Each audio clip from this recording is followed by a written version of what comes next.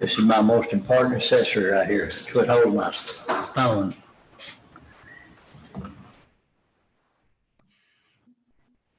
It's the simple things. That's right. Probably costs 25 cents to make it.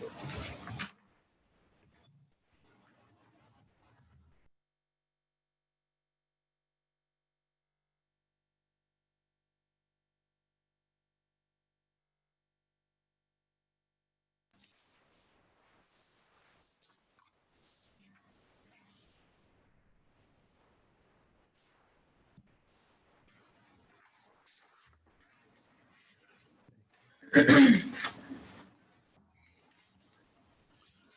morning, everyone. Call court to order. Today is Thursday, July the 16th. It's 9 a.m. Proof of posting, please. The agenda was posted on Thursday, July 9th, 2020 at 3 p.m. Thank you. This time, let's pause briefly for a moment of silence, and then we'll have the praise to the flags.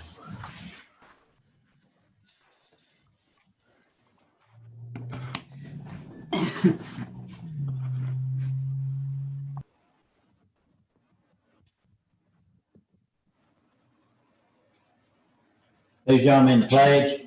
I pledge allegiance to the flag of the United States of America and to the republic for which it stands, one nation, under God, indivisible, with liberty and justice for all. Pledge the Texas flag. Honor the Texas flag. I pledge allegiance to thee, Texas, one state, under God, one and indivisible.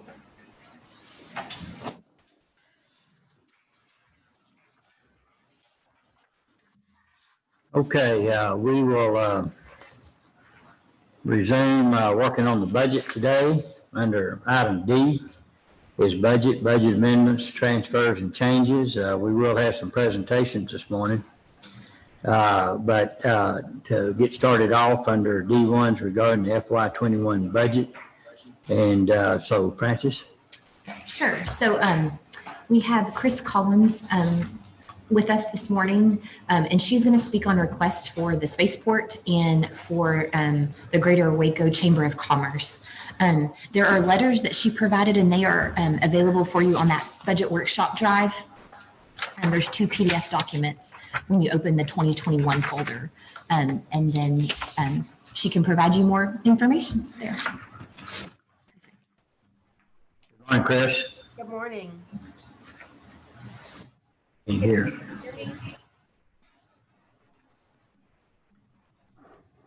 Turn her volume up to.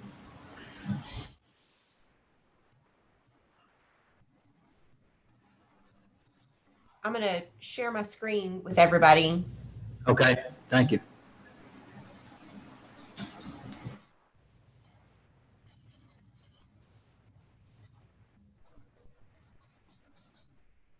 And I also have with me joining us is Matt Metters, our chamber president and CEO. He's going to visit with you about the chamber's request for funding for the year. I thought what we would start with first, though, is just a little bit of a reminder about the goals of economic development. Of course, those are the creation of primary sector jobs, the attraction of new capital investment into the marketplace, whether that's through the attraction of new companies into the market or the expansion of our existing industry base, the attraction and development of talent, and then the ultimate goal of economic development is to create prosperity for all.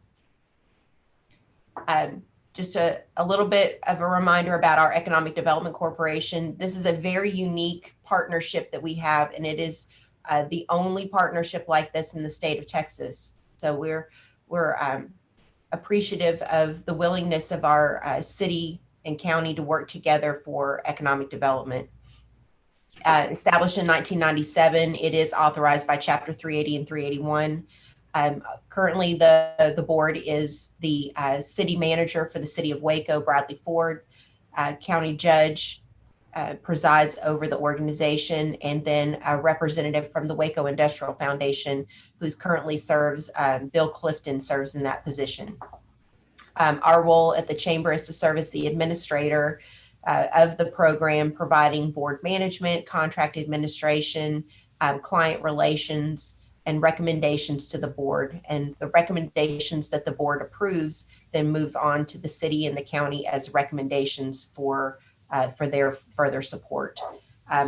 Our ultimate goal is growing the tax base and further diversifying the economy, creating new jobs, raising incomes, and attracting private investment. And I would just say that during this COVID pandemic, the fact that we have been very diversified in our economy has helped us maintain positive, as positive can be in growth and minimizing the impacts to our business and citizens. And we do have a regional focus in supporting projects throughout the McLennan County area as well. Currently, when you look at the fund, the city and the county participate mutually, each providing half of the funding. Our current fund balance sits at $21.34 million. However, there are $16 million in board-approved project commitments, leaving about $5,210,000 in committable funds. We do have a strong project pipeline right now, which I'll talk about in a moment.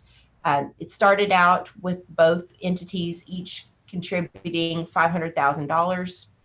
It has grown to combined $5 million annually going into the fund. We do compete with Type A and Type B sales tax corporations, which are communities that allot up to a half cent of their sales tax specifically for economic development purposes. That becomes a renewable fund for them, an ongoing stream of revenue, versus where we sit with general fund dollars, each contributing into the fund through an annual ask. Right now, the projects are required to provide at least a $12 an hour minimum wage, health benefits, and then there's a residency requirement where 80% of the jobs that are funded need to reside in the city 80% need to reside in McLennan County, and of those, half need to reside in the city of Waco proper. We've heard both from the city and the county representatives regarding the base minimum wage.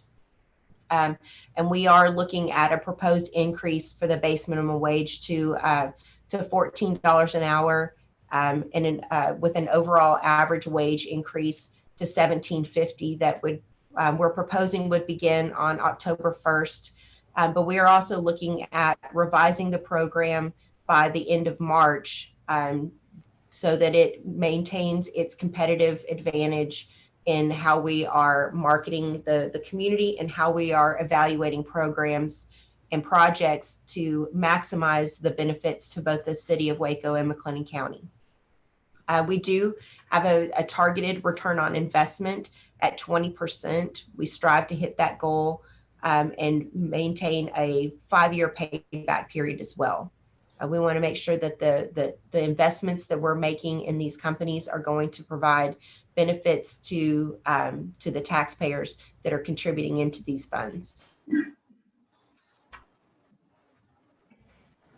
When you look at the project pipeline, it's really strong right now. Collectively, we have 12 really active projects in the pipeline right now. There are many more that are in different stages, but these are the ones that are progressing forward. You can see that the majority of those are attractions into the marketplace. Those also tend to have the largest number of new jobs that come with them. But combined, you're looking at up to almost 2,700 new jobs, over 5 million square feet of construction or absorbed space. And the majority of that is new construction that would be seen in the marketplace, and over $700 million worth of new capital investment. And we feel really strongly that this is within the next 24 months that many of these are going to come online. So we would just say that that the outlook for us is very positive in McLennan County. And these are diversified across the county as well. So they're not concentrated in one particular area. There are projects that are looking at McGregor. There are projects that are looking at Waco, and then some of the other communities across the community as well. I mentioned before that we do compete with sales tax communities across the state of Texas. This is a comparison of where we are in looking at communities approximate to our size across the state of Texas. Some of those are smaller, some of them are larger, but the average annual revenue going into these communities is $15.5 million. Some of those dollars, if you can see with Frisco and with Round Rock, for instance, I think Round Rock did a bonding against theirs, which is why their number is so much higher than it normally is. But you can see that Waco at $5 million is below the annual average there. This is just to show you where we've been with our annual contributions. Again, we started out at $500,000. We moved up to combined $2.5 million in 2007, stayed at that rate until 2016, and have been moving upward at an annual combined increase of $500,000 a year.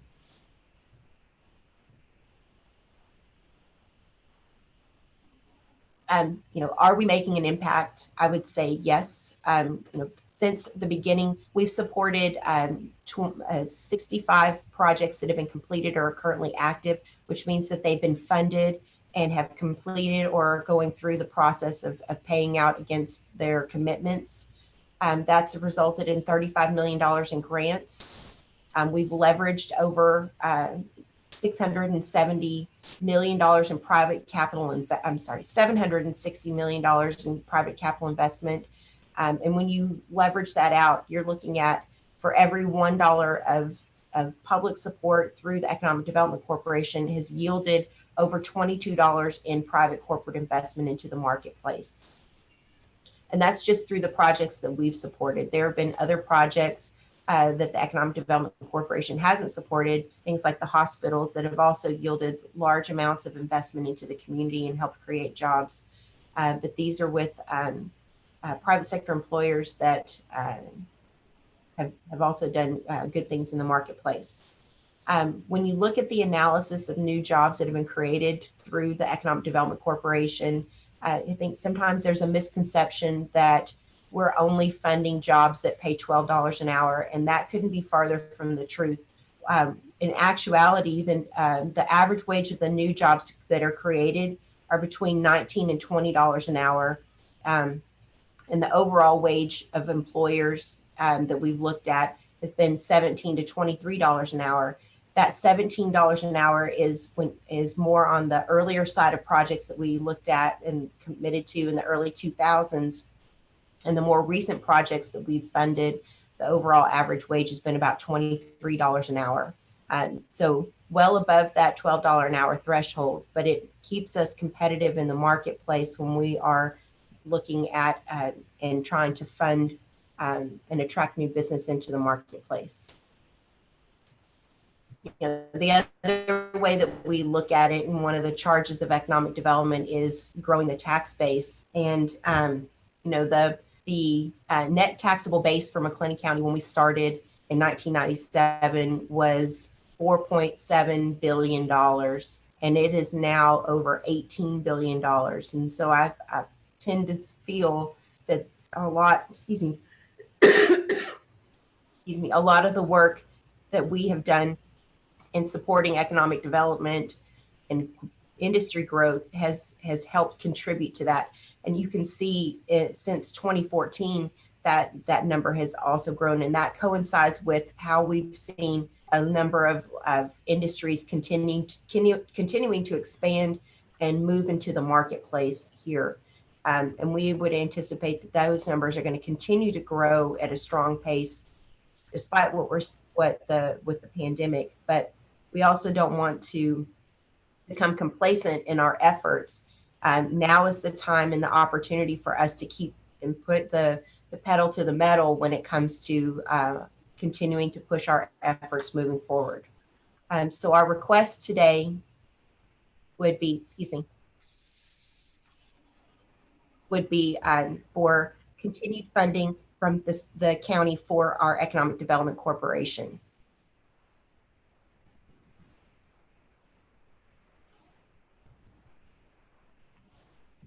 I would be happy to answer any questions that the board would have at this time.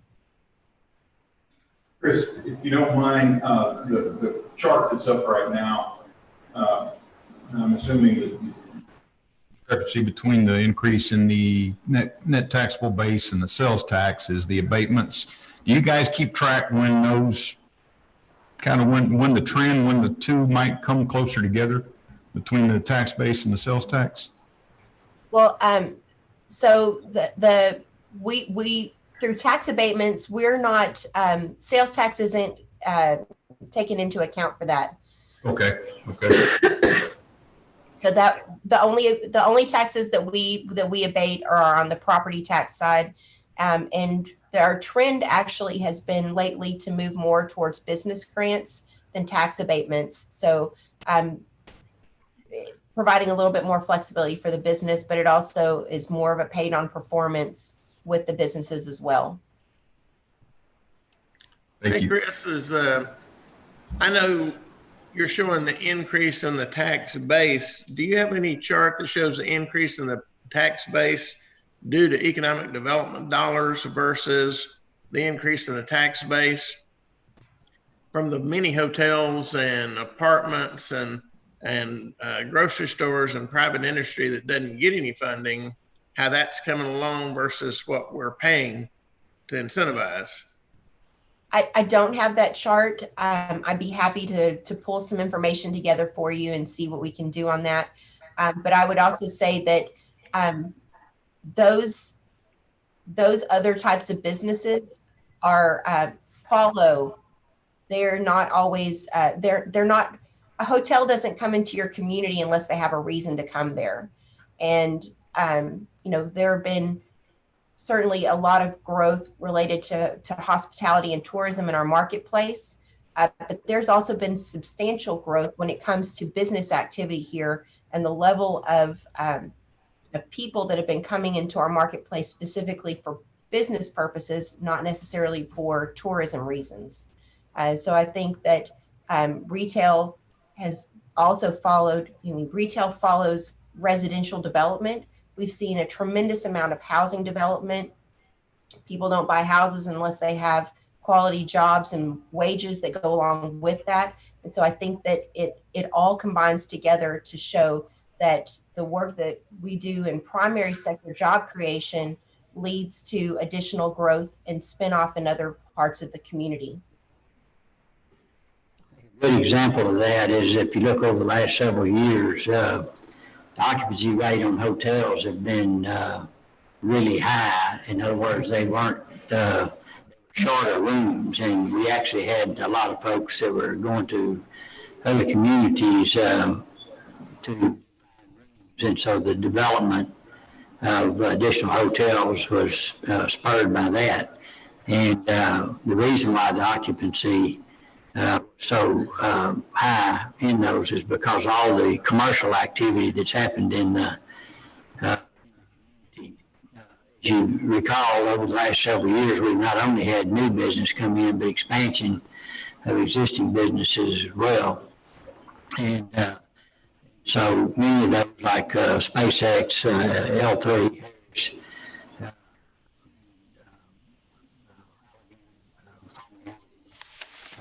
a lot of business travel coming in for those companies actually drives hotels to increase. The sales tax piece of it is a combination of both factory sales, but also retail sales, which we've seen a increase in. That's probably hurt a little bit right now from just the places like that. But, that's That'll get cured. It'll cure itself as the virus gets cured. So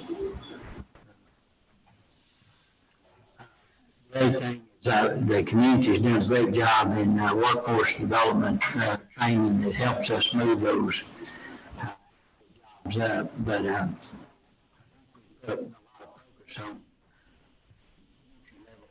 the job when actually you need to look at the whole picture of what the it's calculated through the model of creating ROI. So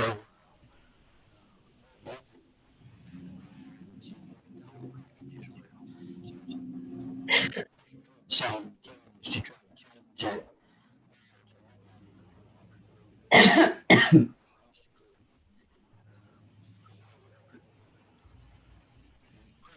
Go back. I'm just keep moving these numbers. Is there any correlation or is there any expectation that you should be able to have some type of your gross sales tax and your ad valorem? I mean, is there an acceptable variance or is it just something that's never considered? I'm sorry, you're breaking up on me. It was hard to hear the question. Yeah. I should have phrased better. Is it reasonable to expect, is there a variance that's acceptable between your ad valorem, which your net taxable base, and your gross sales tax? Is there any type of a variance you typically try and watch between the two, or are they just so well correlated that you don't even try and trim the two? I think it's a little bit hard to try to trend the two because the shopping pattern of the consumer is changing so much. So you're seeing more and more retail that is moving to online sales versus brick and mortar. But what we've looked at is what are people spending their money on? So not what we've found is that that the pie is not increasing as quickly as the net taxable base, but the things that people are spending their money on are shifting. And I think that as we're looking at 2020 spending in particular, that's going to even change more given the current situation that we're in. But that's where you can see where at times people might have been spending more on non-taxable items. Their spending is still at a same level, or maybe they're spending more, but maybe not on taxable items, or they're spending their money online. But those up until recently, with some changes in how the comptroller is capturing sales tax dollars, those dollars may not have been allocated back to the communities the way that they should be. Thank you. Chris, how much of this of the growth in the tax base is been associated with state mandates for increasing school funding and things like that? I mean, there seems to be sort of a parabolic move almost from about 2012 on. So, you know, we're seeing, I think we've all read and the chamber has hosted events talking about how the legislature writes into their school funding formulas, 5% and 6% growth in the tax base. Sure, that's a great question. I'd have to go back through and do some comparative analysis on that to give you an accurate answer, but I'm more than happy to do that. I'm sure that some of it is attributed to that, but I would also just say, looking at the growth that we've seen, particularly on the industrial side, it's probably a combination of both, but I think that we continue to see strong industry growth in the market for sure. I mean, we know since 2006, just in the things that we've worked on specifically, we've had over $1.5 billion of new investment by expansion of existing industry and new attraction into the market. But that doesn't even capture the projects that we didn't work on or the additional growth that we've seen in other areas. So we know that there's been substantial business growth in the community. I just have to go through and do some additional analysis for you to break it out. I think that'd be good to know. What is the average abatement, and how much do we know how much is being abated right now? I don't have a total number for you. I'd have to get with Dustin and the team to pull those numbers from on the county side. There are we don't do nearly as many abatements as people probably think that we do. And the average term for an abatement is probably 5 years. The way that they're structured, they're based off of the level of capital investment that's coming in associated with the project. So we typically don't do any abatements that are beyond 7 years unless it's an extraordinary project. And then that's on the real property side. And on the personal property, because personal property tends to depreciate so quickly, we tend to start max at 7 years for those and start at lower percentages because of the quick depreciation on equipment.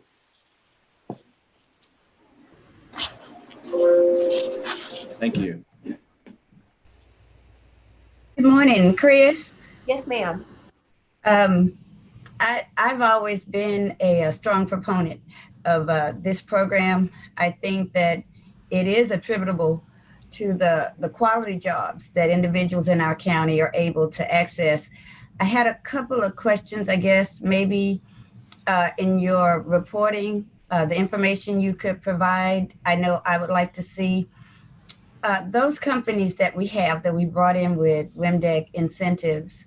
How many of them are taking advantage of those additional incentives, such as when you hire someone that's re-entering the workforce from past incarceration, for example, and how many of them are hiring individuals from areas with high unemployment numbers?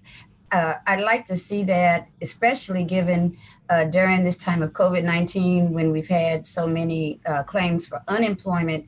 I'm trying to see how many people actually in those areas and from those demographics have positions with some of the companies that we're giving incentives to.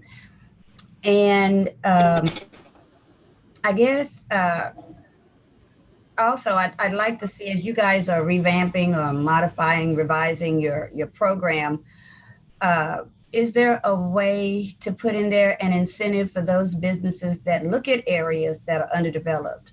I know we put a lot of time and money into the industrial park, but if we could see some of that expansion maybe on the eastern side of the county, if we could give incentives to businesses that look in other areas other than the industrial park.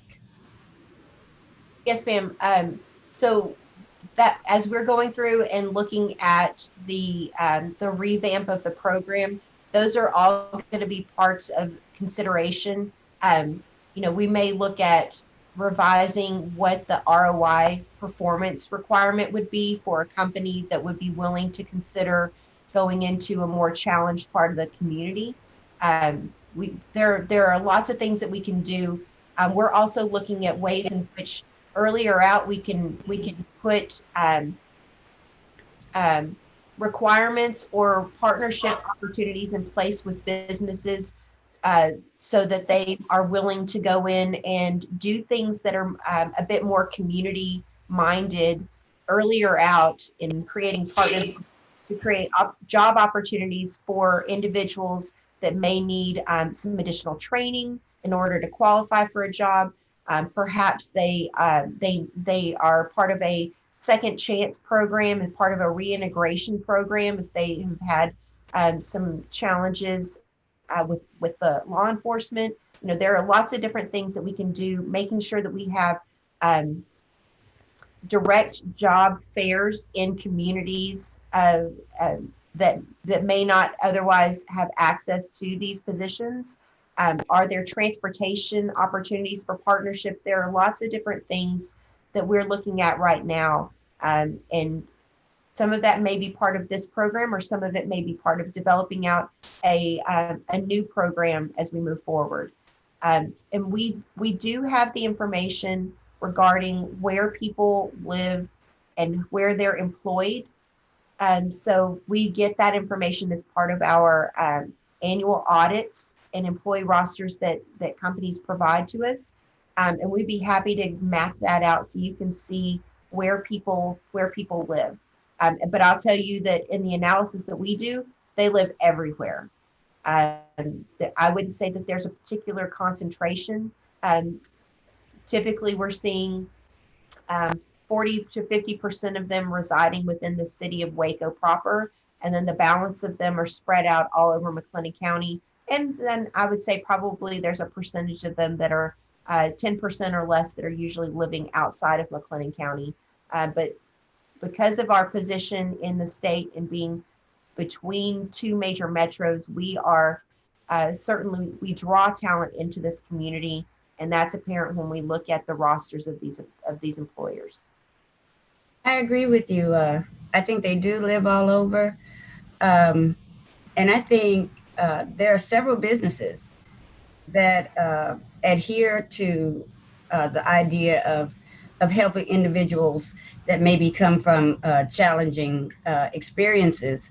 I would just like to see how this playing out across the ones that we're giving incentives to. I tip my hat off to Sanderson Farms, and I keep calling it M&M Mars, it's another name, but I tip my hat off to those two because they do pay really nice wages, and they are aggressive, especially Sanderson Farms, in recruiting individuals that come from those challenging backgrounds. And I guess my point is, the stronger we make the weaker members of our community, the least strain we have on our resources here. And that's why I'm looking at here. Because if we give people the tools that they need and they don't need governmental assistance, then it makes our system that much more proficient. It makes this program, it maximizes this program. So I would just like to see those companies that are getting those incentives, because I think not only do they need to be applauded, but they don't need to be treated like companies that are not taking advantage, adhering to those incentives. We need to, in some way, there needs to be a distinction. A company that's not looking at that, I think we're grateful to have them in here and the people that they employ, because everybody needs a job. And I'm not in support of not having a blind eye to employment, but those companies that are aggressively looking at how to help those communities that need the most help, I think we need to give them the attention that they deserve for doing that, because they help us across other systems. And so I would like to see that data. I would like to see those companies that are, because those are written into the program as it is now, that we give extra incentive to those companies that hire a certain percentage of people that come from areas where there's high employment, that they hire people that are trying to re-enter into the workforce. And I would just like to see what companies are doing that and what are we doing for those companies. Sure. No, I thank you, ma'am. Mm-hmm.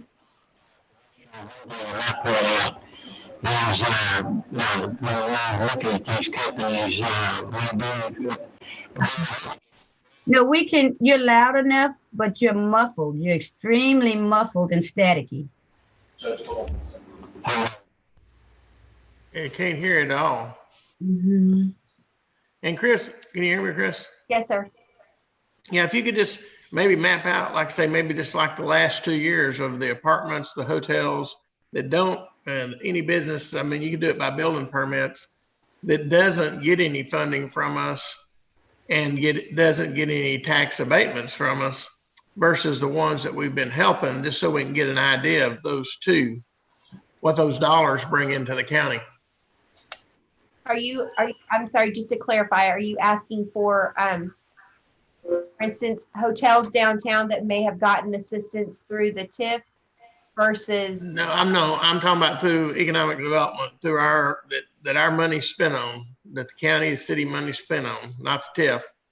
But the money that we're putting in here between us and the city, our dollars that go to bring these businesses and industry here, what that dollar amount is for the last 2 years versus what it is just for the hotels and sure. apartment complexes and stuff that's being built, just so we can get an idea of where the income is coming from.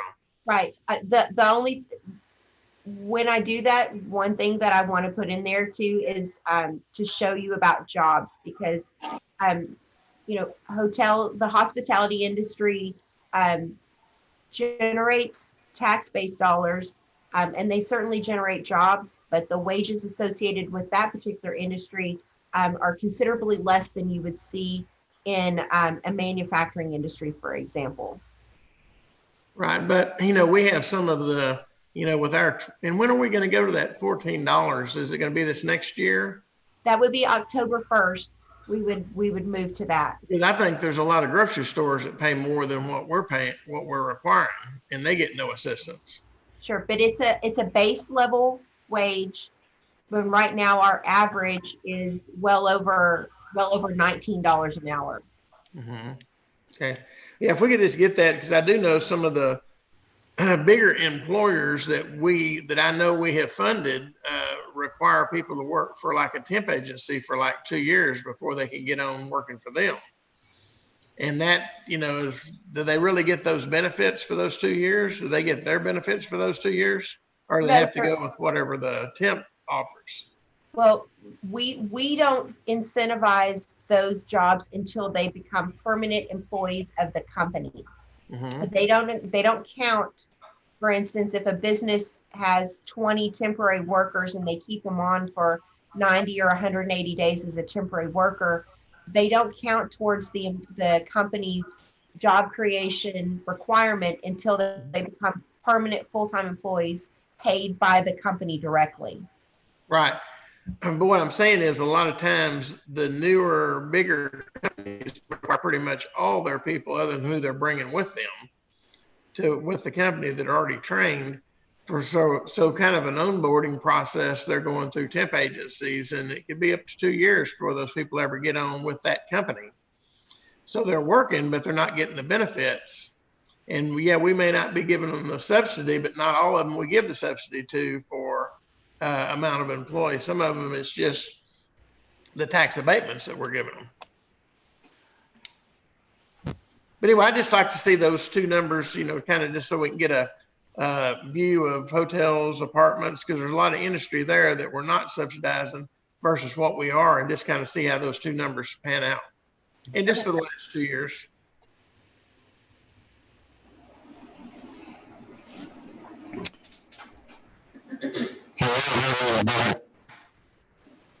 Still can't hear you.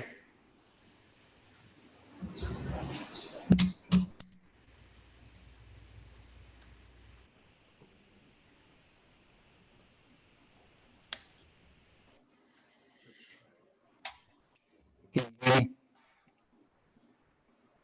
Nope. Nope.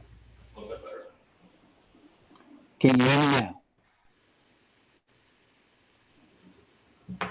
Okay, I don't know how in the hell we're gonna run a meeting with it. Yeah, I can hear him. I can hear you then. We can hear you, Judge. Okay. Now you can hear you.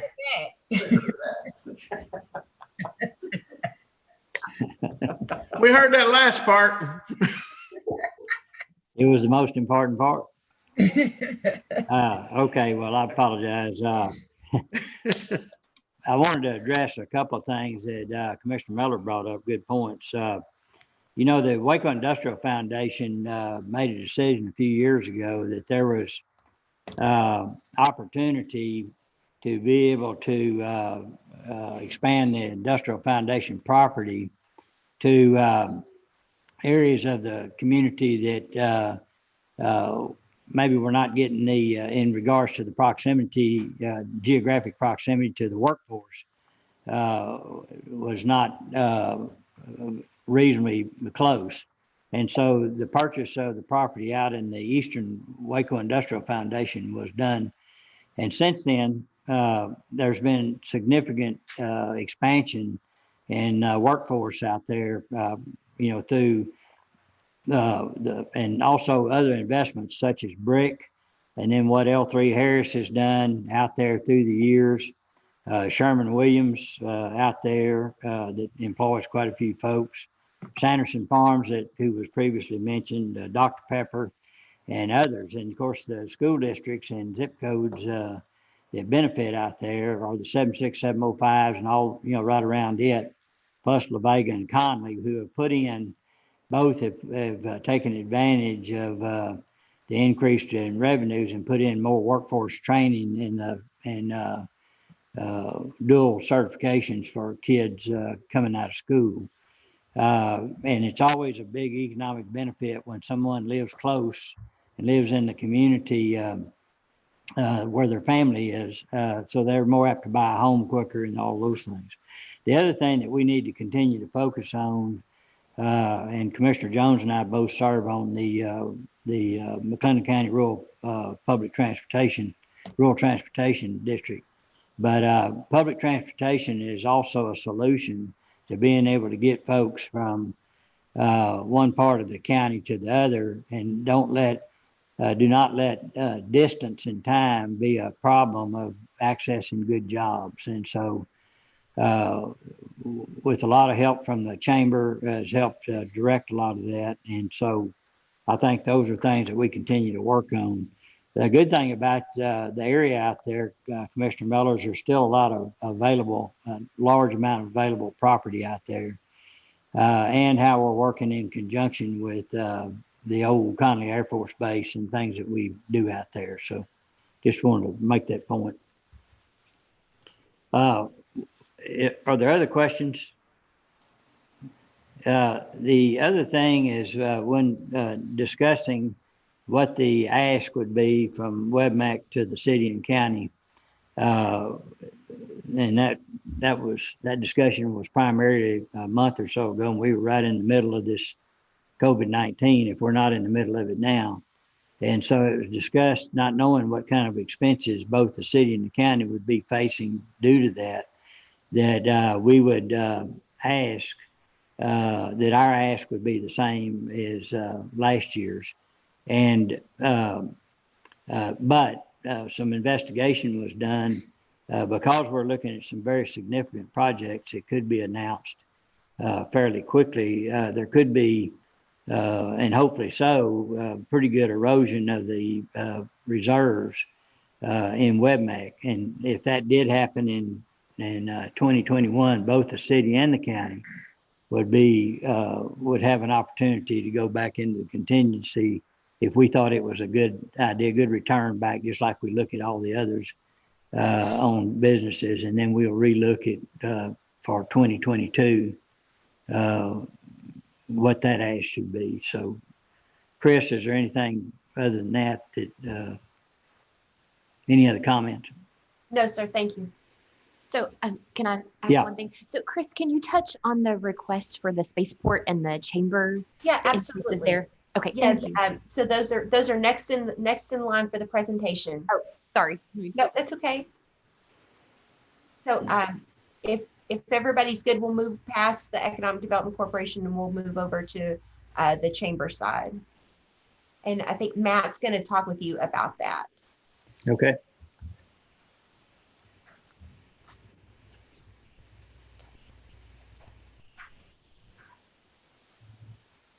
Good morning, commissioners. Can everybody hear me okay? Yes, sir. We're good. Well, good morning.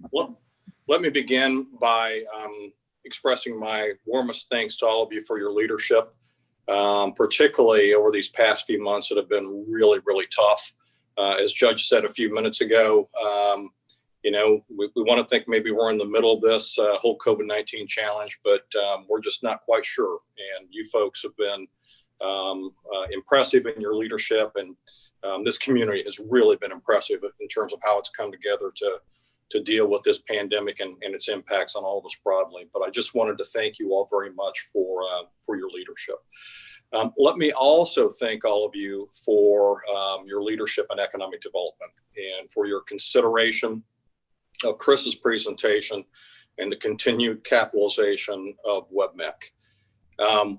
What we wanted to talk to you about today is also very important and very, very closely, inextricably linked to the presentation that you just saw and the impacts that you just saw. You folks have been longstanding investors also in support of the Chamber from the standpoint of helping to underwrite the dollars that we need to be able to execute our economic development strategic plan. And it is through the execution of that economic development strategic plan, and it is through the unique and most impressive collaborative that we have in this community, the city, the county, the chamber, the minority chambers, many other partners that very honestly, and particularly pre-COVID, we occupied an extremely enviable position in the state of Texas, and I would propose to you nationally. We were absolutely on a roll. And the good news is that as we emerge from COVID, I believe that we're going to find ourselves in a great position. I think we're going to find ourselves in a great position from the standpoint of continued looks for our community. I think from the standpoint of continued opportunities to attract innovators and talented people and entrepreneurs. And I think we're just going to continue to experience really solid growth. But that doesn't happen organically. That doesn't happen organically. It happens because we've all come together and we've all set our jaws and we've all said, we're going to work, we're going to pull in the same direction, and we're going to make great things happen for our community. And that's an important message that we take to companies when they come and they sit down around the table with us and they're interested in learning more about our community as a place for possible investment. Because it's not like that in every community. In this community, they understand that we're here for them. We're going to pull for them. We are supportive of business and investment. And it really is a unique advantage for us. So I commend you for that partnership. And I really celebrate our community and how we come together. So again, Chris shared with you impact information, and it's fantastic information. And she showed you our pipeline, your pipeline, and it is great information. As a matter of fact, ironically, as we make our way through a pandemic, we're looking at a pipeline and a total value and total impact of projects that could be the largest that we've seen, or very close to the largest and most impactful that we've seen since we all came together and reinvented economic development going back to 2005, 2006 timeframe. And that's remarkable. But again, that doesn't happen organically. That happens through the hard work of many dedicated people. And it happens through the execution of an economic development strategic plan. So what Chris has in front of you on the screen, she shows you the economic deliverables that we have by way of our contract with you. And we just wanted to again, draw your attention to that. As we are looking to the future, and as we are making our way through COVID, we think we have tremendous opportunities. So pre-COVID, we were making plans to design and execute a very robust effort to attract talent and to deal with the workforce issues and needs of our community and bring creative ideators into our community. COVID has shown us that we have some really serious weaknesses in our nation, in terms of supply chain, in terms of PPE, in terms of pharmaceuticals, overdependence in terms of rare earth minerals and things like that that go into our military, making our military strong. And we think there are going to be great opportunities above and beyond where we've been, great opportunities that are coming. But we need your help. We need your continued help. So if you look at the level of investment you folks have made in support of the Chamber to be able to execute its strategic plan, and thank you for that. You folks have been investing, court's been investing at $165,000 a year. What we'd like to do is we'd like to ask you to consider increasing that level of investment to $199,500. I'll let you know that we're going to ask the city to do the same thing. From our perspective, now is not the time for us to rest on our laurels. As Chris said a few minutes ago, now's the time for us to put the pedal to the metal. In short, now's the time for us to continue to work very, very hard We cannot afford to stand down. We cannot afford to rest on our laurels, because that'll start to impact that project pipeline. So we'd like to ask you to give consideration to an increase. If it helps you understand from a macro standpoint, and I suspect you all already know this, the Chamber's total direct investment annualized in economic development approaches $1.2 million. And those dollars come from you and from the city and from other investors like Baylor University. And a preponderance comes from the business community. And that's another reason why we'd like her to give consideration to investing a little bit more as we move forward. You folks have been impacted. Our business community has been impacted very, very hard by COVID-19. And we've been impacted very, very hard by COVID-19. We've made strong moves. We've made difficult moves to ensure that we can keep our economic development team fully intact and our economic development work fully in place. But it's tough out there, and we're asking for you to help us from that standpoint as well. So organizations struggling through some economic challenges, but it's the great opportunity that we have over the horizon that we want to be able to continue to position ourselves to take advantage of. And I'll stop there and see if you have any questions, but we just want you to know that we really appreciate everything that you have done and will continue to do as part of this partnership. Okay, any questions?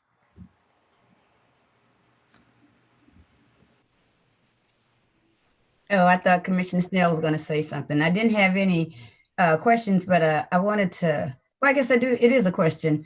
I've always seen the value of the chamber. And I tell you what, it is not hard to fund the chamber when individuals in the community are working, when they have jobs and when they have good paying jobs, when if they want to start a business, that's an easy pathway. And they have support in sustaining their businesses. Excuse me. It's not hard to support the chamber in that environment. And for the most part, in my constituency, I can see it.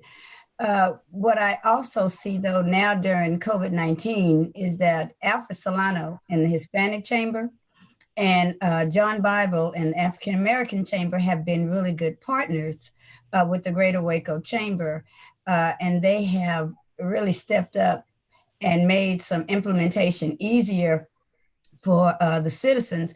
So I'm trying to see, I know the Waco gives them funding, but what type of vehicle can we use perhaps through the Greater Waco Chamber to help build those chambers up? Because see, they're working with minimal or no support financially.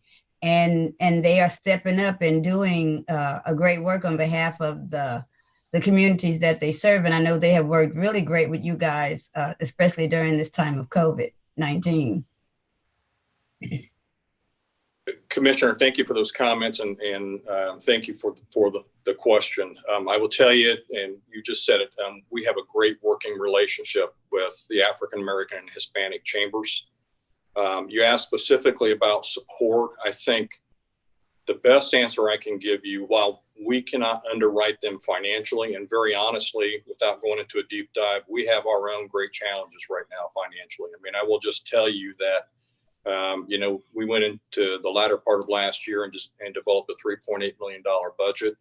And our budget has been completely reinvented, as has so many businesses, as has, I'm sure, the African American Chamber's budget, Hispanic Chamber's budget, so many other folks. There's no question about it. What we can do, and what we have been doing, and I'm really proud of this, is we can sit around the table with one another and we can help each other and learn from each other. And as we were moving into the whole pre-COVID environment, we were starting to talk about great collaboratives wrapped around major events and how we could do those together. We were talking about great collaboratives wrapped around talent and workforce development. So there we were talking about diversity, equity, and inclusion. There have been really strong conversations, inclusive conversations, collaborative conversations that are going on between these organizations as to how we can help each other and work in a collaborative manner.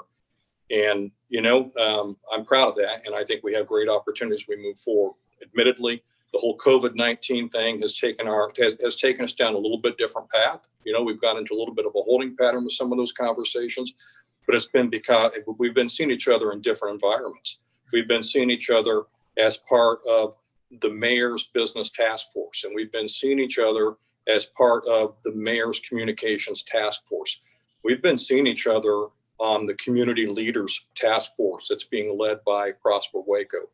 So we see each other, but we've shifted, and we're working on more macro issues right now. But we have a great relationship. We talk. We're here for each other. We learn from each other, and I'm looking forward when we can get past this challenging time and we can pivot back to those continued conversations that are more specific to how these three organizations work in a collaborative manner. Commissioner Miller, to add on to what Matt was saying, one of the things that we're fortunate to have access to resources within our organization, such as research and some expertise that we bring to the table.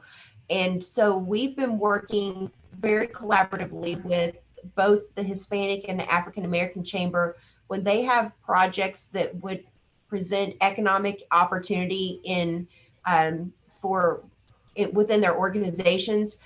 We often are walking hand in hand with them, providing some guidance, providing access, and utilizing the tools that we have within our organization to help them in research or going through and working the process with them. So we do collaborate with them very regularly. We're working with Alfred and John and Rachel on an opportunity for East Waco right now. So, it is truly a partnership, and we not only are we doing that with those organizations, but we readily do it with economic development organizations across the county. We work closely with the McGregor and Lacey Lakeview and Belle Meade when they have opportunities, because not always do they have a staff person that can help them through that process. I can say you do. And I compliment you on the ways and the amount of time that you give to both those chambers as support. And so in listening to both of you, I see that it's not necessarily a financial request that I need to ask of the chambers. Probably it's an in-house discussion that I just need to have with my colleagues on the court. But I thank both of you all for the work that you do on behalf of all of McLennan County, but especially I want to thank you for working with Rachel, John, and Alfred. And Thank Matt, you. Matt, can you hear me? Yes, sir. Yes, sir. I just want to tell you, I've always been a great supporter of the chamber. I think y'all do a great job, but this, in my opinion, is no year to ask for any kind of increase. Our business owners are hurting.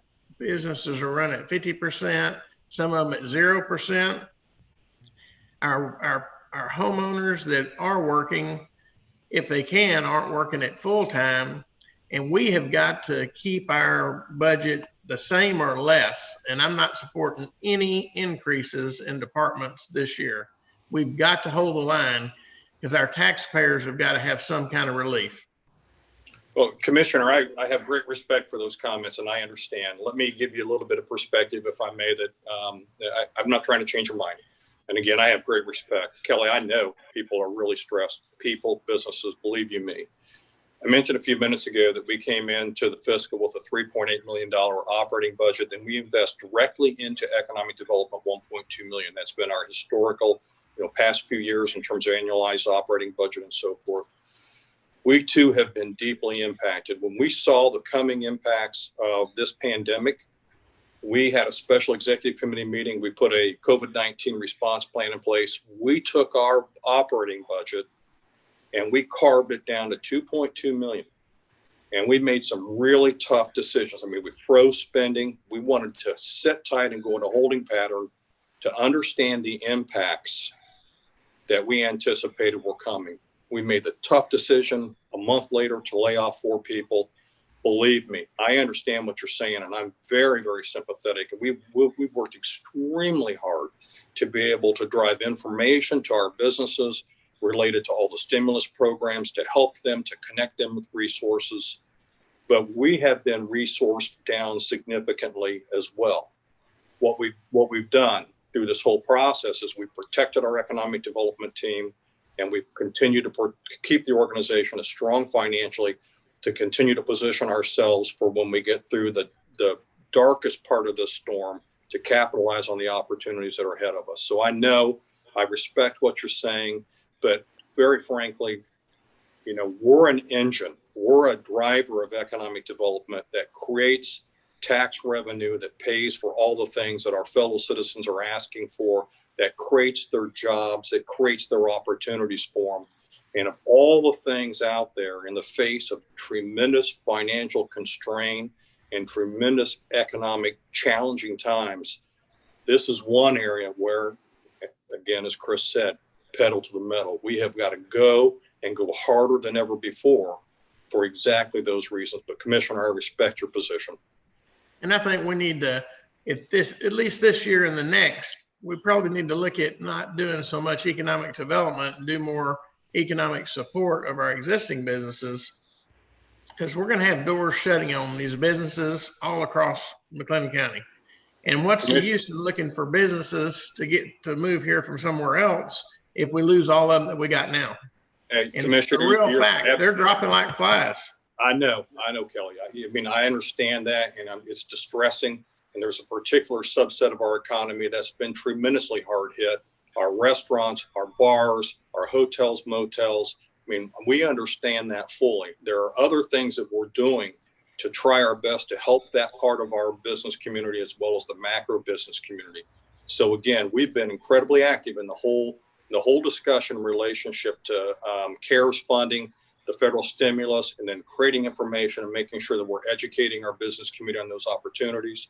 We're involved in those conversations right now because it looks like Congress may be pivoting to do a CARES 4, and that's going to have some positive impacts. And I think importantly for you folks on this commission, you need to understand that we've also been very active in the space related to the CARES funding and how it impacts municipalities. And we've been having a conversation with our friends in the chamber world nationally, as well as across the state of Texas, to basically say it's unfair. The current construct has been put in place where municipalities with 500 or 1,000 fewer population are more constricted, restrained in terms of how they can use those dollars, because we understand that, Commissioner, and what we're trying to do is to create an environment where you folks have the same flexibility as the larger metros, because we know those dollars, as an example, could be used for a small business grant program for exactly the reasons what you just described. So I appreciate your comments, Commissioner. Matt, that makes a very good point, because I know that you've been active, the chamber has, in trying to help these businesses to be able to find out what's available to them. And y'all provide, like we do, people on the on some of these committees to be able to get those dollars out to the public. So without the chamber's efforts in this, along with the African American Chamber and Hispanic Chamber, have all been very instrumental in getting those dollars to our community people. Those dollars are federal dollars that replace local dollars that we would have to fund if those weren't there. One thing that, and just kind of, I guess you'd call it a little bit of a rebuttal from Commissioner Snell, if we don't want this economy to get worse, we need to be hitting on all 8 and make real proactive steps in trying to do more business development, business retentions, and then continue to work for research and analysis for companies that are already here. We do a lot for companies that are already here.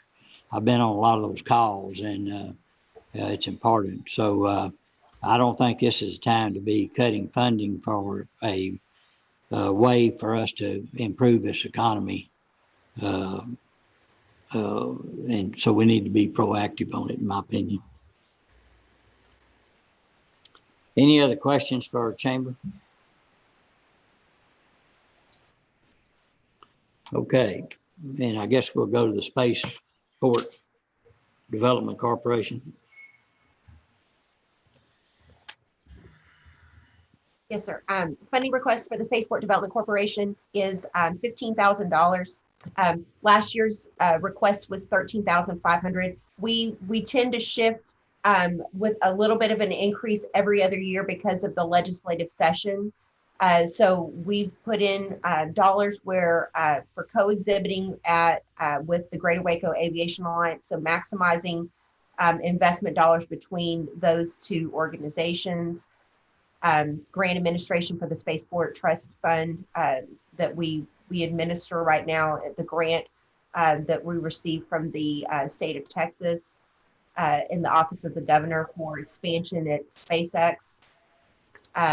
We put in $2,500 for legislative session expenses, and certainly we're not 100% sure what things are going to look like with the upcoming session, but if there's an opportunity to be there advocating for additional funding into the Spaceport Trust Fund, that's an area where we would want to participate, making sure that if this industry continues to receive federal assistance and support is where we would send a representative to with the chamber to the DC fly-in if that event happens again next May. And then one of our representatives serves on the governor's Aviation and Aerospace Advisory Board, reimbursing some travel expenses there, and then some dollars for contingency funds.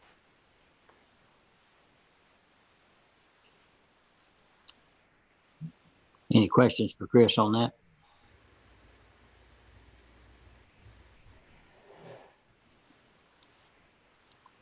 Okay.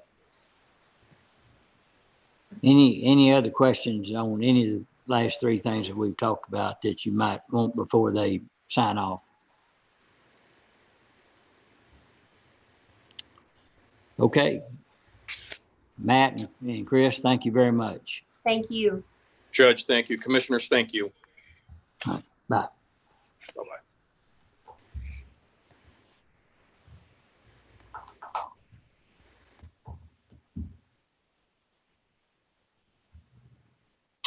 Okay. All right.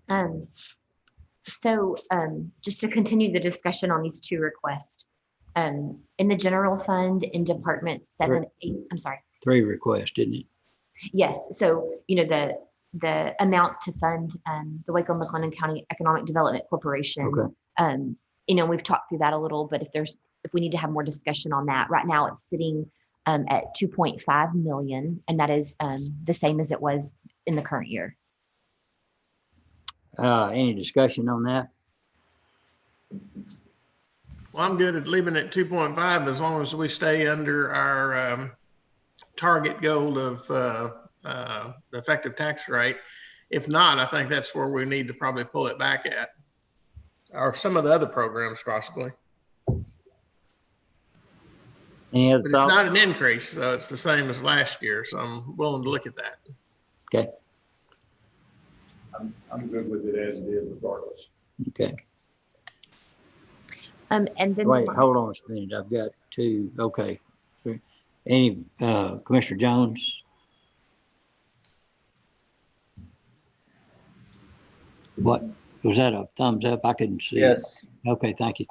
Commissioner Miller? I'm good with it. Okay, thank you. All right. perfect. And so then the line item titled the Chamber of Commerce. Like they spoke on, the increase from 165,000 to 199,500. That's a $34,500 increase there. You'll see that line item has a little more than the 165.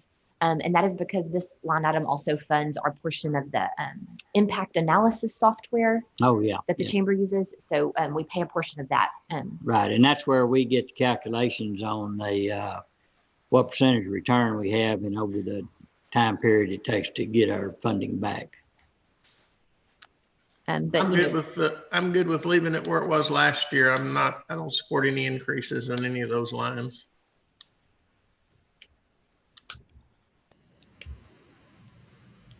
Other thoughts?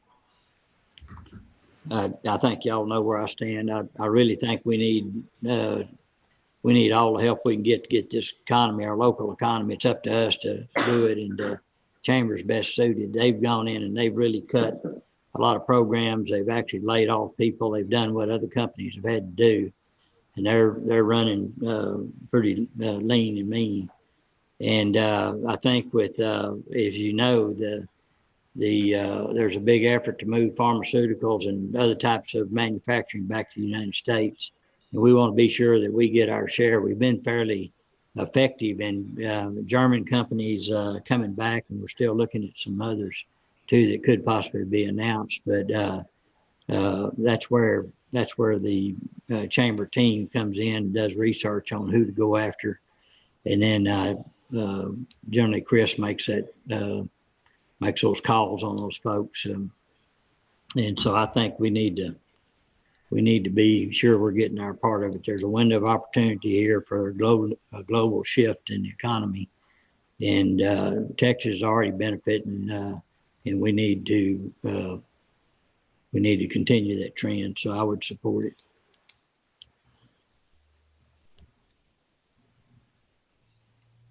I want to say I think the chamber does an excellent job of doing what it is we have asked them to do. Because it is so tight this year, I won't, belabor a conversation with in regards to funding for the Hispanic Chamber and the African American Chamber. But I would like for us to keep that door open perhaps next year. This year, I think the Greater Waco Chamber, in providing them research, technical support, and other support systems that have made what they need to do for their communities easier, I think then that kind of undergirds them getting through to maybe a discussion for next year. And so that being said, I think the last thing we need to do is minimize or handicap what they're trying to do in a really tough season. And I know COVID-19 won't be with us forever, but I do see economic growth and development not getting smaller. I see it getting larger as far as a task, and our having equitable share of it as far as competition across the state and the nation. So I'm in support of the increase. Okay. Mr. Jones? Well, I'd really like to wait and see where we are at the end of the day after some. We still have some things that need to be looked at. Kind of, in my opinion, I support the chamber and the work they do. Little concerned that they've laid off 4 people and are still asking for more increase in funds. So that's a little concerning to me. Do we need to get Matt back on to address that? I mean, that's their operation. Their operations is. I'm not really ready to make a decision yet. Okay. And with regards to that, I'm going to do some personal follow-up. I've got a couple of questions. I'll be honest with you. I'm leaning to approving that piece of it, but I do have a couple of questions I'll get with Chris and Matt on. Okay. So no decision on that one. And then the spaceport request is $15,000 for this year. Prior year was $13,500. Any thoughts? I'm good. I'm fine with that. I'm good with it. I'm good leaving it at the 13.5. Okay. I'm good at leaving it at 13.5 too. Yeah, I'm good with 13.5.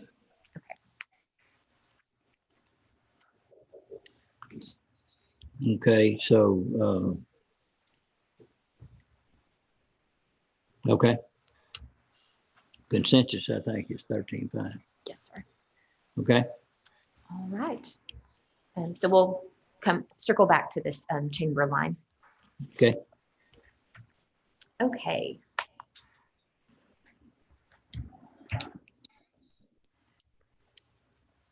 So just kind of getting to be a short list of the things that we need to revisit and then finish up. wanted to let y'all know that, we reached out to departments last week after you requested that they cut down to the prior year's budget. We had a really good response. We still have a few that are working through that. And so we should have those, ready before Tuesday of next week. There were 3 departments that I just wanted to give you my thoughts on. They are Child Protective Court, JP Collections, and Pretrial Services. They definitely could, are willing to make cuts if needed. But when you look at those budgets, the increases are amounts that are necessary. So, and we can go through each of those in a sec, but they're either increases in court activity. One of them is even an increase due to a software license agreement that we entered into this year. So they've got to have that money there to continue that. If not, we're going to have to do a budget amendment later on in the year. So if you'd like me to touch on those and see what you think about those, if it's okay for them to have a slight increase Okay. From one year to the next. Let's go to Department 1445.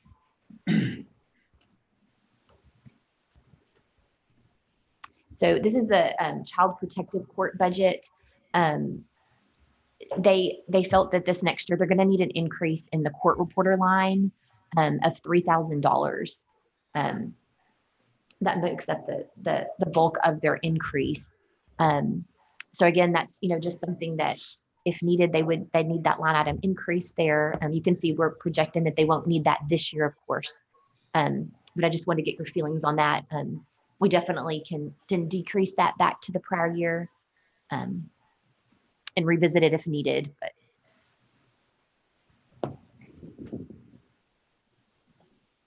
Am I wrong to assume it's just volume? And that's why they're needing the Right. volume of work? That's what I'm yes, assuming. sir. I'm fine with the increase. Okay, Judge. I'm fine. Any other? Any other thoughts? Yeah, so that's Child Protective, CPS, you name it, is just flooded, so.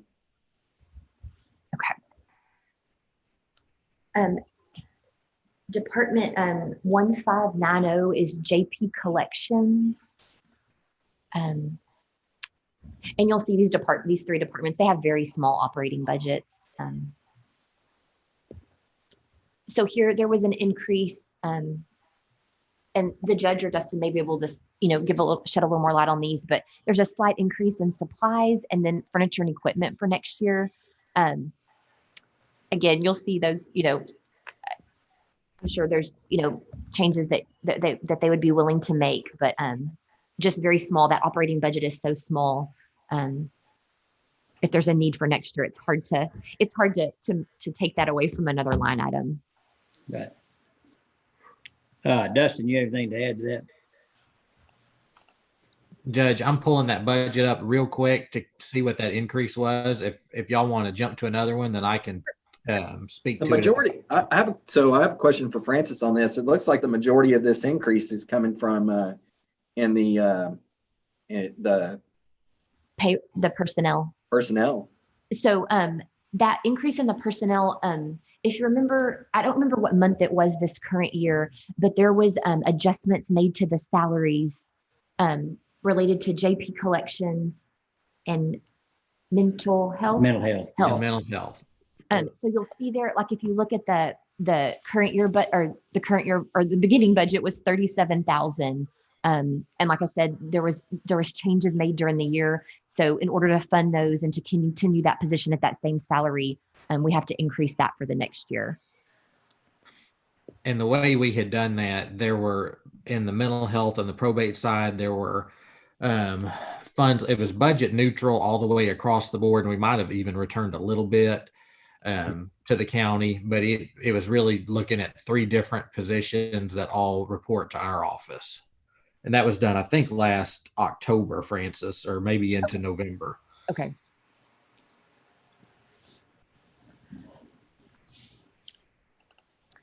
So while Dustin is looking into those 2 highlighted boxes there, we can go ahead and go to pretrial services, which is Department 1610. The majority of this increase is that repair and maintenance line item. There have been some software agreements that we have entered into And so those are things that, they've got, and we've got to keep up those maintenance agreements on those. So that's that $9,000 right there. And then there was an increase in professional development. Sorry. And so that was because they had a new position added last year. So definitely, that's something that they could look at and decrease, but that repair and maintenance line item is necessary. And again, their budget is very small, so it's hard to absorb that increase in another line item.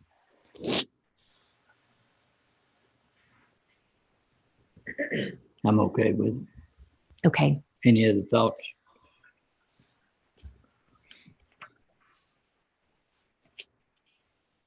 I'm okay. Okay. Any other from Commissioner Jones, Snell, or Commissioner Miller? Are we saying keep the repair and maintenance at the requested increase? Yes, Okay. that's what I would recommend. If not, that has to come out of somewhere. Like I said, there is that increase in professional development as well. He has been able to. Is there any other changes? No, I'm sorry. That's the. I'm okay with the 9, but I see where he's never asking to go to 4. I'm okay. I don't think they're going to be going many places next year, but I'm okay. Yes. You're probably right about that. Or if it does open up, we'll all be gone at the same time. That's the problem. I'm okay. Okay. Thank you. So then, I don't want to rush Dustin, but if he's ready, we could go back to Department 1590, and that was the JP collections. It's just, I'm still looking for my notes. Sorry. I'm sorry. No worries. We're good. So again, like I said, we had a good response, and there's still a few that are trickling in. And then I know they're working on it. We just, we'll get those before next week. But these were things that I thought the increases are important, but there's just not a whole lot of other line items to absorb. Right. I don't have a problem with that supply increase and furniture and equipment increase. I don't think it's going to do a massive. All right. Thank you. Part of it was one was a shredder, Francis. Yes, sir. One was a shredder, and I'm trying to see what the other was, but it was a 2. It's just the $310 increase altogether.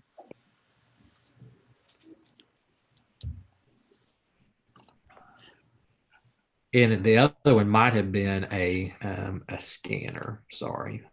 No, you're good. So those are the only 3 that I just wanted to bring your attention to. I think we should be good there. Okay, unless anybody has a problem with those, it's office equipment. Move forward.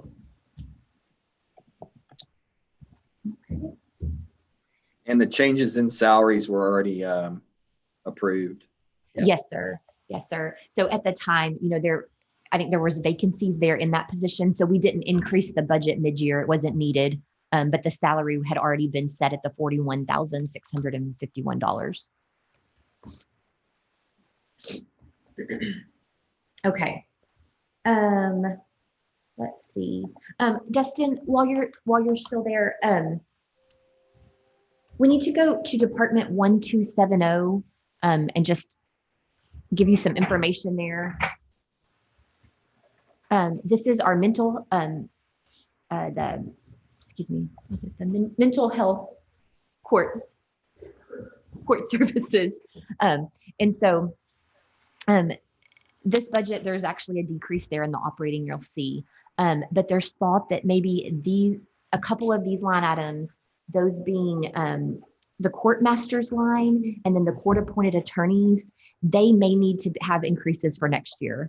They may need to have budget amendments this year. Not 100% known yet, and we'll get those if we need to before the end of the year.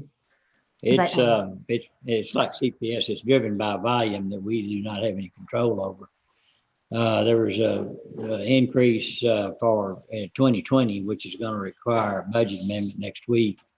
And two things. One, there's more mental health issues now, but also the new facility is here called Oceans. And so they're pretty formal, we're doing multiple hearings there that we didn't have before. And so, Dustin, is there anything else? But it's primarily driven by volume and need. And, Right. So, And Judge, we've had a large increase in those cases, and on every mental incompetency case that's filed, a court master has to be involved, and we also have to have an appointed attorney. And just some stats for the court, those filed cases in January, there were 10. February, there were 13. That was down a little bit from last year. We were averaging about 16 a month at that time last year. Then March, there were 31, April 30, May 39, and June was 48. So with that large increase, like Judge said, it is going to require a budget amendment to get through the remainder of this year. And in looking, if this trend holds, we're going to have increases in the court masters and the court appointed attorneys line items for next year. And so what Mary in that department has helped us with is just kind of tracking that trend. And we think we would need to increase the court masters line item from 25,000 to 36,000, and then an increase in the court appointed attorneys from 25 to 40. And as with other things, if this is something the court would like us just to continue to track the trend, and just knowing that would need to be pulled from contingency next year, but we wanted to bring it to the court's attention in case we wanted to go ahead and budget for it now for FY21.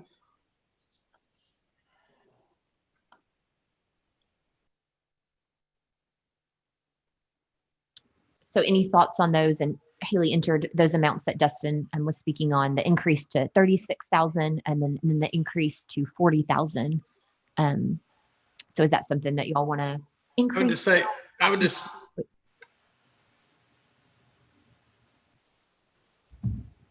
What'd you say, Commissioner Snell? I think he got muted. I said, I think it'd be a good idea just to do it like we did some of the other ones. Just if we need it, we can take it out of contingency, because you don't know exactly what's going to be there for next year. Yeah, we can do that. No use of putting it in the budget yet. Okay. So we just wanted to make sure that was brought to y'all's attention and anticipate that if that's needed. Okay. Sure. Okay. Let's see. We had another request that had come in from our 4D court, and they are in need of a metal detector. I'm assuming like a walk-in piece of equipment. The amount is $4,372. So, I believe, I think that's something that we could fit into the courthouse security fund. If that's something that you wanted to proceed with. And Haley had stuck at that. There's that 4,372. Just, like I said, for discussion, we put it here. But we can leave it there. And if y'all approve of that, or if you approve of it, but would rather it come from courthouse security fund, and we could fit it in there as well. Why would we not put it in the courthouse security fund? It's just if you wanted to preserve that money there for other purposes. So, there's lots of things that can fit in these. Yeah. I mean, and as long as there's still a reasonable fund balance in there. Yes, there is. I'm with putting it in. Yeah, security. I am too. Okay. And then there's also a maintenance contract, and I don't know if we have that amount. There'll be an annual maintenance contract that's attached to that piece of equipment. And so we could also budget for that in that other fund as well. Okay. Anybody have a problem with that? It seems appropriate. Good with me. Okay. I agree. Okay. Thank you. And sorry, I just found my notes on the JP collections. I know we've already discussed it, but it was a paper cutter. We had figured we could actually print our own delinquent notices and cut them cheaper than to outsource that somewhere. So that's what the remainder of that cost was. It was a shredder and a paper cutter. Okay, thank you. Thank you, Justin. Okay. So I think we have a couple matters we'd like to discuss. I'm going back to personnel, but one other thing that I need to let you know. So if you go to department, is it 9110 for transfers, the very last department. So we looked at this briefly the other day, but there is a transfer there for the juvenile local fund. It's a decrease from last year. The juvenile board adopts that budget, which they've already done this past month. So that's the transfer to support that budget. And that budget will be on the next week's agenda for recording purposes. So you'll be able to see the details of that. One of the things, because we adopt that budget so much earlier than you adopt the county budget with the transfer, we put in some amounts in there just in case, because they usually piggyback off what the county approves as far as COLA goes. So that amount had we plugged in a 2.5% COLA just in case, so they didn't have to go back and have another meeting to amend that. So we will bring that amount down to the 1% if that's still what you decide to put into the budget. And so that will actually decrease that transfer even a little bit further. But we will come back in and insert those changes there before next week. But I just wanted to alert you to that there'll be another little dip in that number, which improves the ending fund balance a little more.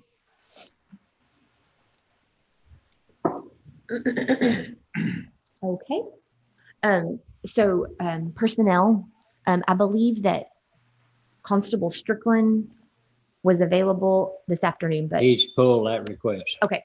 Okay. Just found it. Personnel, the FTE, and the vehicle associated with the FTE. Okay. And did he give you any information? Like, was he still wanting to ask for a vehicle, like to I think he had one in replace? his budget, did he not?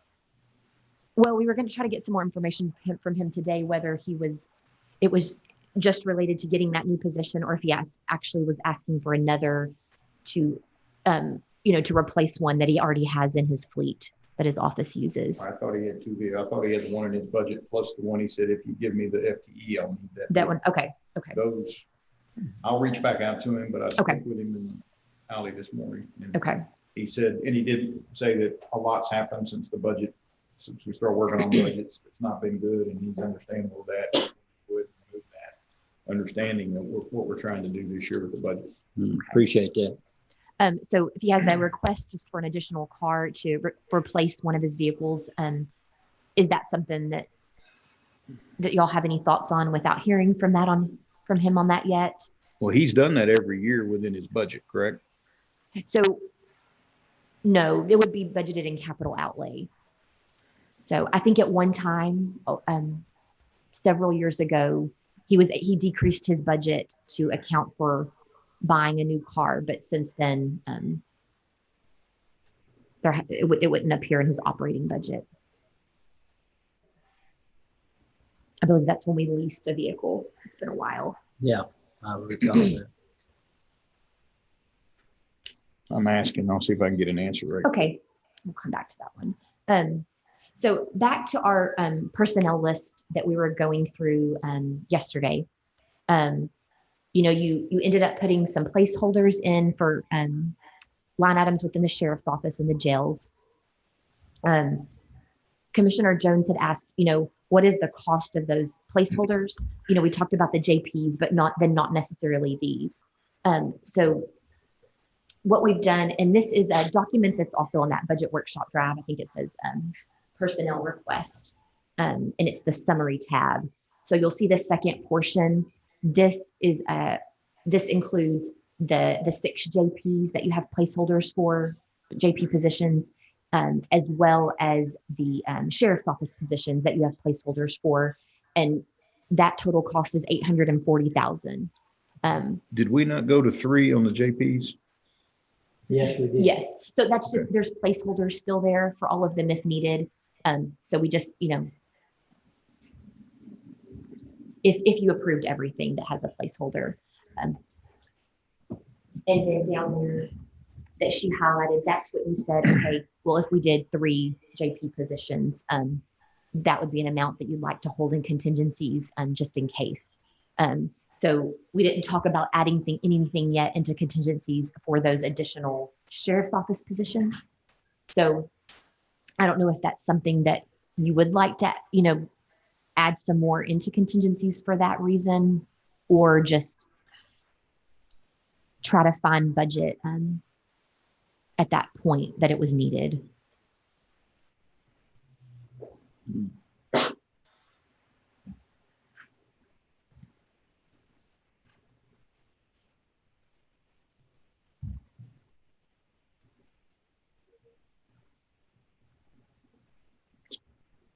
Rephrase your question one more time. I'm sorry. So, the question was yesterday, what all those salaries that we have placeholders in, what is the total cost if you funded all of those? So that's that 840,000. Right now, we just decided on putting 125,000 in contingencies in case the need arose for the JP positions.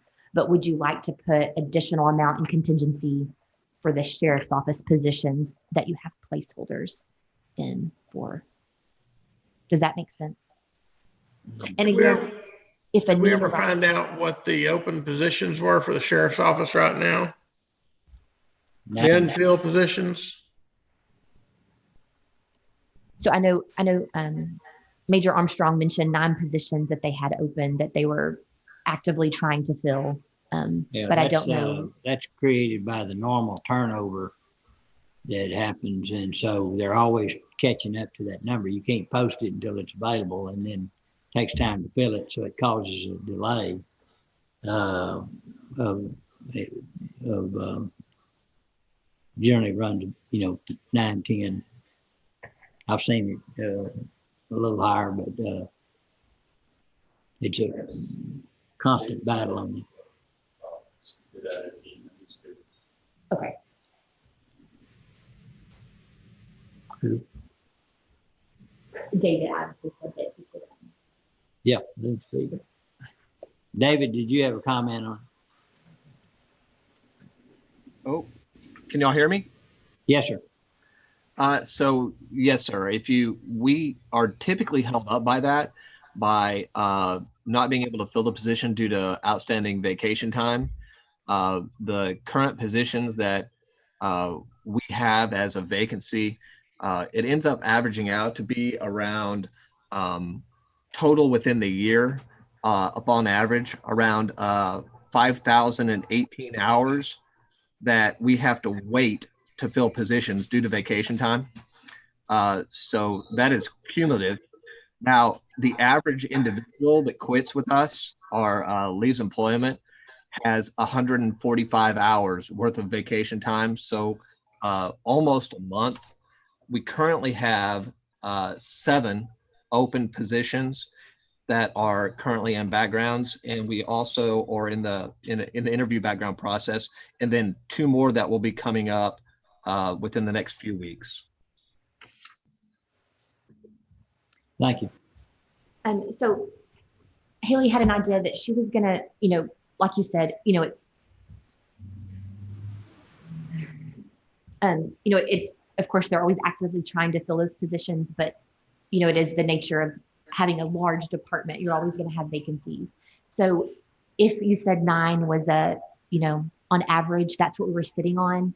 What she did there was she saw, at the end of the year, if we weren't paying out salaries for 9 positions on average throughout the year, that's what you'd be sitting on as far as surplus goes. So if a need arose and you wanted to fill one of those positions mid-year, there would be tentatively some additional money available there that you could use to fund those positions without having to add to contingency. Yeah. Does that make sense? Yeah. And just in the larger the department, the more, that's more common, and you'll have that excess budget there throughout the year.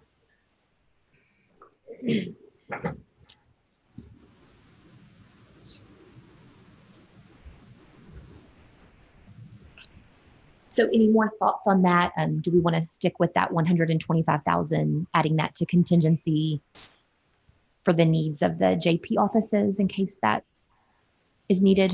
Yes, Okay. I think that was the intention. Okay. I just want to get a clarification on the use of that 125,000. That's not like 3 positions that would go to a particular JP should they request.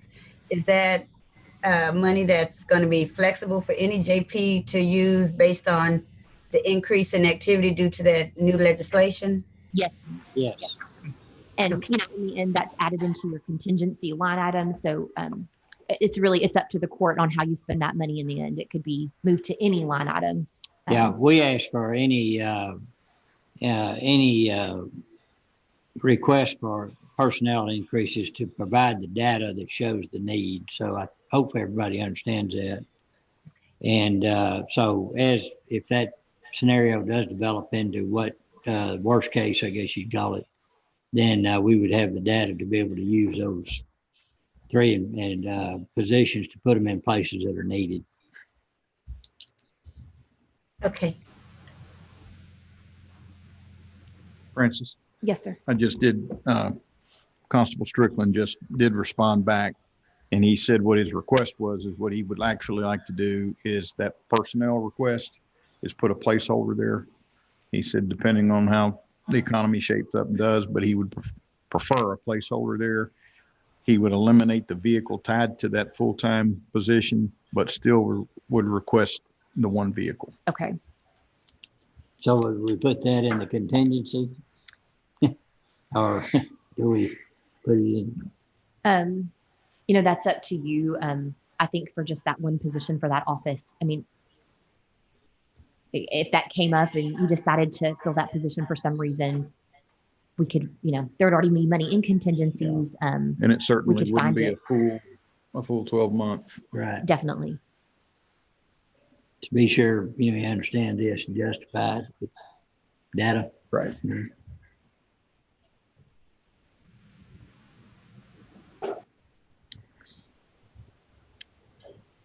So if y'all are good and you want to put a placeholder there, you know, like I said yesterday, even if you don't have a placeholder there, you can still add positions mid-year as long as the court decides that and decides on a salary and sets a budget for it. I'm fine with how you have it with the placeholder right there. Perfect. Okay. And then if you scroll up to the top of that sheet, that's where we're keeping track of the new positions that you have approved. And then I guess go to the, so we just backed off that amount for the constable, the HR position. We're waiting on some information on Tuesday, and we can revisit that then. There's one other thing that we needed to clear up. So earlier this week, when we were in discussions with the sheriff's office on the positions that they were able to cut out of their request, they cut the jailer corporal. They also had an increase, they had a request to move a jailer to a corporal. So there were those 2 separate requests. And, you know, they said, okay, we'll cut out that corporal. We still want to move a jailer to a corporal as well. So I think there was just a misunderstanding, but they actually want to increase the jailer to a corporal with an additional jailer to a corporal. So they pulled out, they pulled out their jailer corporal, the new jailer corporal request, but they want to change 2 jailers, existing jailers, to corporals. So there's a cost associated with that, of course, because the salaries increased of $6,241. We had already approved one. You were good with one, but we were just, we just cleared up what the actual request was. And so that's where it falls there. And I know, I'm sure David is still on if we need to speak on that again, or we need to hear from him again. Unless you have any other thoughts or you're good with that. Are you funding the entire salary, or are you funding the increase amount?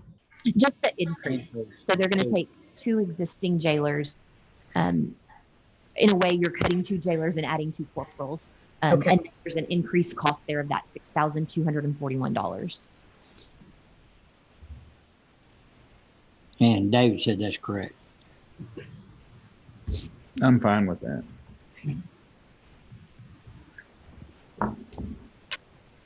Commissioners? Oh, I'm fine. I'm fine. Okay. Okay. So we want to make sure that was all clear and that we went back and cleared those things up.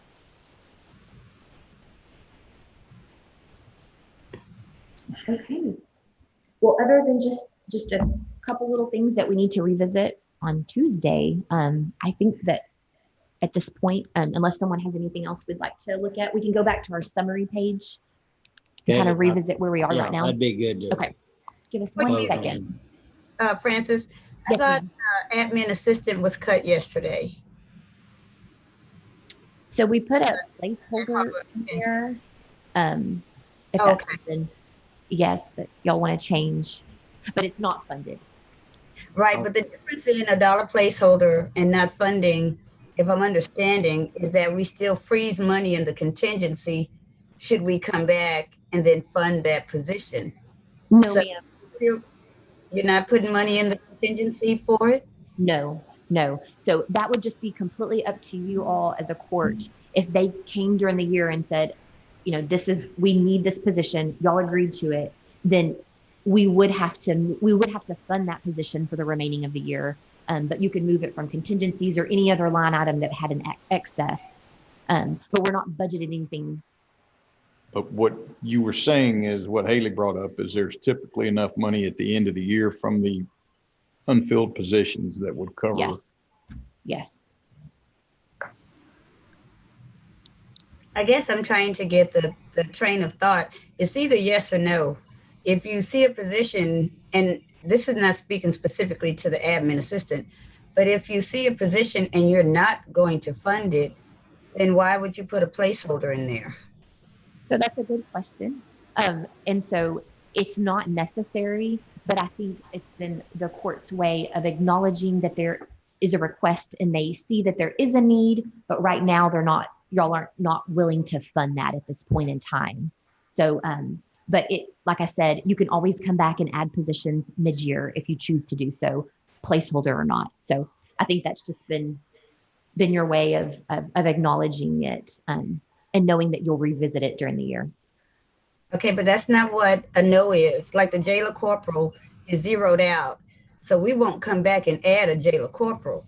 If you're saying we're not going to add an admin assistant for the Jack Harwell Center, I don't know why it's just not zeroed out.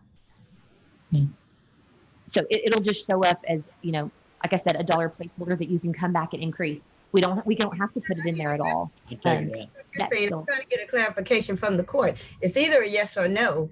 Either we put a placeholder and see if it's going to be a need for it, and then we come back to it, or either no, we're saying no, we're not going to fund an admin assistant position for that department. And I thought that's what I heard yesterday, that we weren't going to go with an admin assistant.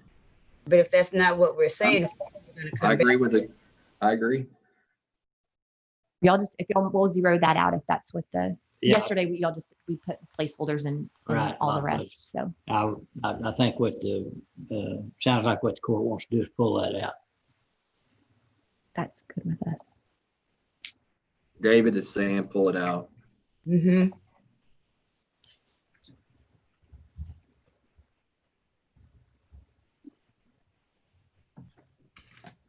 Okay.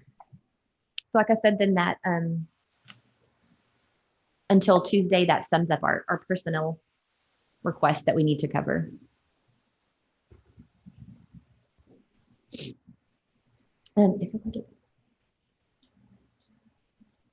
So we'll go back to the general fund, just that main summary, and look where we stand right now, where we ended our discussions yesterday.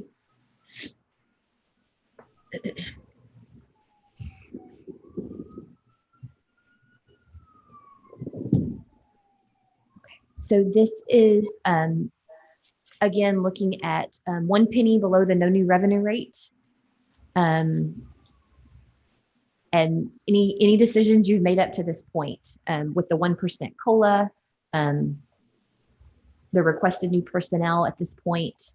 Like I said, there's some other minor changes that we'll make before Tuesday that we'll make sure that we draw your attention to that. But other than that, this is with a penny below, no new revenue, ending at the 40.5 million fund balance, which is at 33.9%. Question for you real quickly. I know with regards to the expenses that will be discussed Tuesday, are last year's expenses built into this, waiting to see what this year will be, or are there no expenses built into that right now? So this is the requested budget and everything we've gone through for next year up to this point. So, we always start we start with the prior year to build on. And then, a lot of them, you said, hey, keep within your prior year budget, but this would include everything, all increases that you've approved. But our contribution to the health fund is not inclusive yet. Oh, okay. So your contribution to the health fund is built in at the same rate that it was last year. Okay, It's I got you. I just want to make sure that we're going to get a surprise on Tuesday. No. So, okay. You can always choose to amend that amount, but right now we have that plugged in there at the same amount as last year. Good. And Will, do you have a sense what that'll come in as relative to what we've been spending? You guys will be quite happy with it. Yes, So, it looks good. Thank you. it looks good. We ended September 30th, 2019 in a good position, better than we had ever. And so it continues to track along this year. Good. It's doing well. We haven't had any, so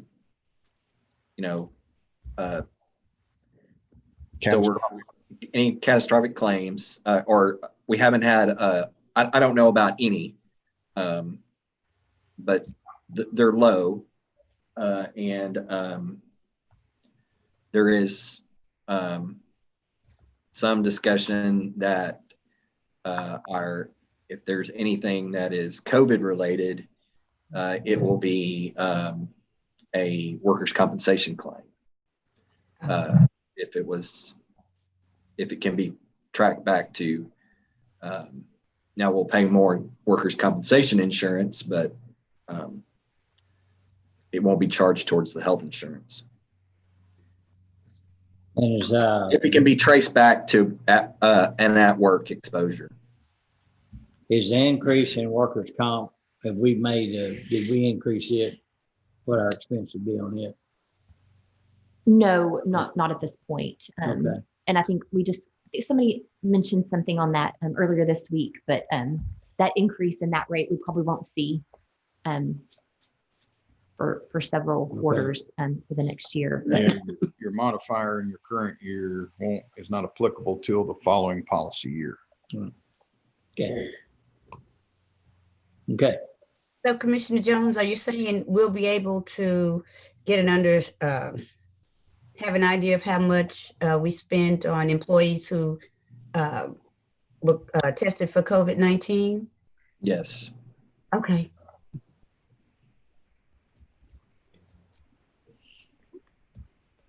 Okay. So again, this is where we are. By the end of next week, we'll have the certified values, which I don't anticipate there'll be too much of a change. But that will the rate may change just a hair, but ending at that 33.9 right now, there's a little bit of that what you'll see that 1,026,000. That'll allow for some changes to be made in the next week if you need to. Okay. And still keep in your policy. All right. Any questions anyone have? Francis, can you go to the expense summary 2 or expense summary 1 and just look at the total down there at the bottom, and how many of these do we still have left to? We should be able to clear off the rest of these by Tuesday. So the capital outlay, there's a piece of information we're missing on some court reporter equipment that was in the request from the 19th District Court reporters. There's a decrease there, but we just need to come back to that, and we're still awaiting that.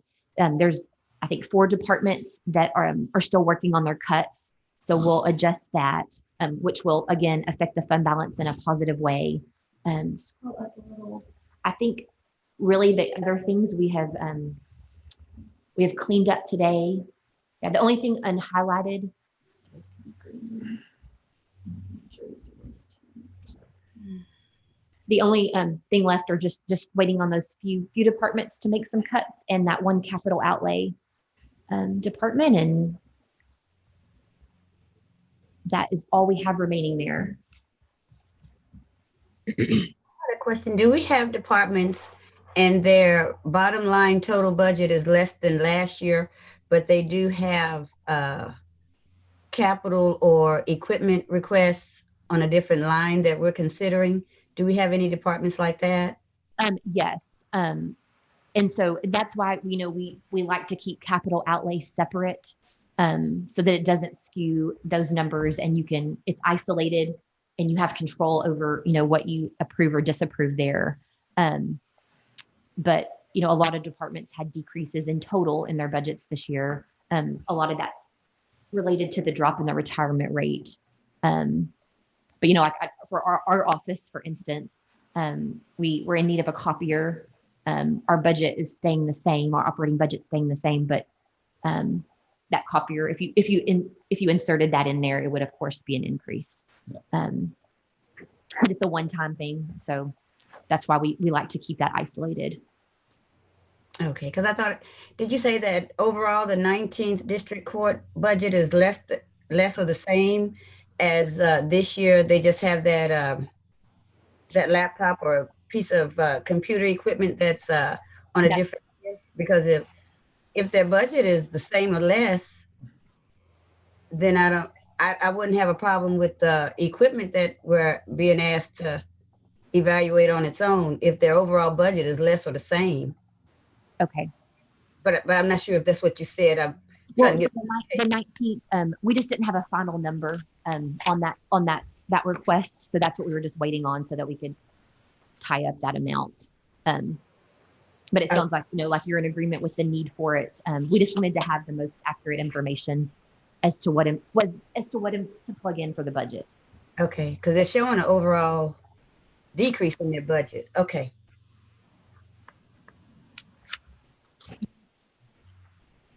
Okay, anything else? Any other questions? Judge, could I make one other comment? Yes, sir. On the mental health court services budget, this is something Francis and I had been working on. There's a need when there's a full commitment hearing to have a court reporter. And previously, I believe we mentioned this to the court before, but there was a old statute where the court reporters were compensated. And after Francis and I started looking at it, we believed that it wasn't being administered properly, or the statute had changed at some point. But we're having a hard time getting court reporters for those. It's not all too common because there can be waivers done to not require a court reporter. But we've started reaching out to court reporting agencies. So just wanted to make the court aware that could be another potential cost increase. But Francis, is that something that could be done in the other services and charges line item, and or would we need a separate line item for it? So if you would be paying like a visiting court reporter? Yes, ma'am. Or like going through a contract service potentially? Okay, so we could add a line in here. We could do other services and charges, yes, but we could do a court reporter line is how we keep some of the other departments, so that keeps it isolated. And we could just put a placeholder in there for now. Okay, if the court's okay with that, because we have ran into some instances where the court reporter that was doing it had done one more and told Mary she wouldn't be able to do any further because it is before kind of county office hours. If it fell from 8 to 5, we might be able to handle it differently. So, but she had reached out about a potential one, and that court reporter told her she wouldn't be able to help any longer. So we're just kind of scrambling to see if we can find a service to assist. And so if everyone's okay with that, we'll add that, so that line item can be accessed during the year. We'll put a placeholder there, and then do a budget amendment if needed. Okay. Thank you. All right. Anything else? And there's no need to meet tomorrow. No, sir. So the next meeting will be Tuesday.